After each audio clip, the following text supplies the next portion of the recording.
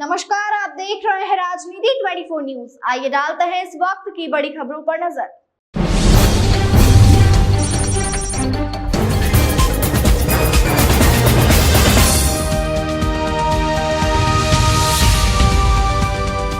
इंदौर में आज राजनीतिक हलचल तेज रही, जब केंद्रीय संचार और पूर्वोत्तर विकास मंत्री ज्योतिरादित्य सिंधिया ने प्रेस से मुखातब होकर मणिपुर और पश्चिम बंगाल से जुड़े बड़े मुद्दों पर खुलकर बात की।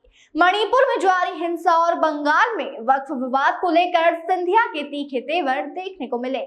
आज इंदौर से एक बड़ी खबर आई है, जहां केंद्रीय मंत्री ज्योतिरादित्य सिंधिया ने मणिपुर में चल रहे संकट और बंगाल में वक्फ विवाद पर महत्वपूर्ण बयान दिए हैं।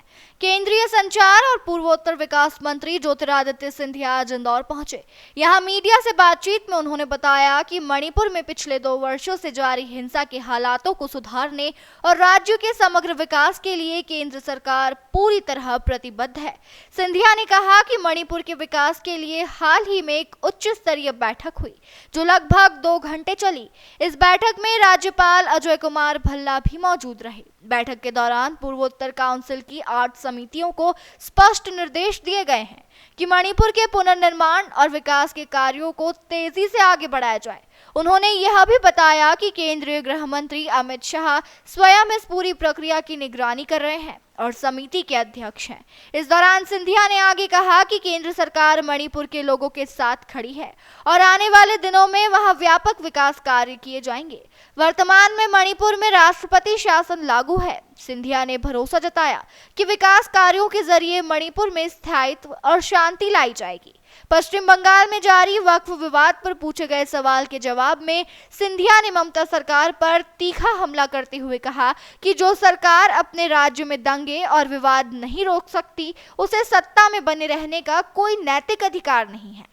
सिंधिया के इन बयानों ने राजनीतिक गलियारों में एक नई बहस को जन्म दे दिया है। कल बहुत सफल और बहुत ही एक प्रगतिकारक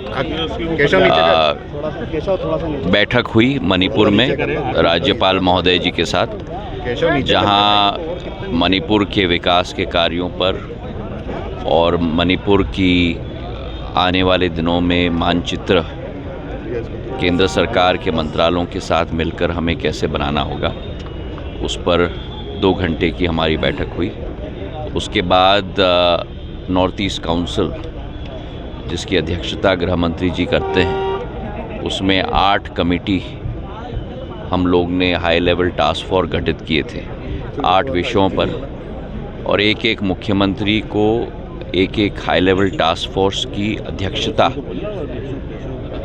करने का निवेदन किया था। तो राज्यपाल मणिपुर जिस टास्क फोर्स की अध्यक्षता कर रहे हैं, वो खेल के क्षेत्र में, उसकी भी मीटिंग वर्चुअली बाकी मुख्यमंत्रियों के साथ, मुख्य सचिवों के साथ मणिपुर में ही हम लोग ने किया था, और बहुत अच्छी विस्तृत मीटिंग हुई है, जिससे आधार पर मणिपुर के आने वाले दिनों की योजनाओं पर भी हमने चर्चा की। पश्चिम बंगाल को लेकर के लगातार सवाल उठ रहे हैं, मुर्शिदाबाद को लेकर के सवाल। देखिए, जिस प्रदेश की सरकार एक अमन चैन का वातावरण तैनात नहीं कर सकती, उस प्रदेश की सरकार को सरकार में रहने का औचित्य नहीं होता।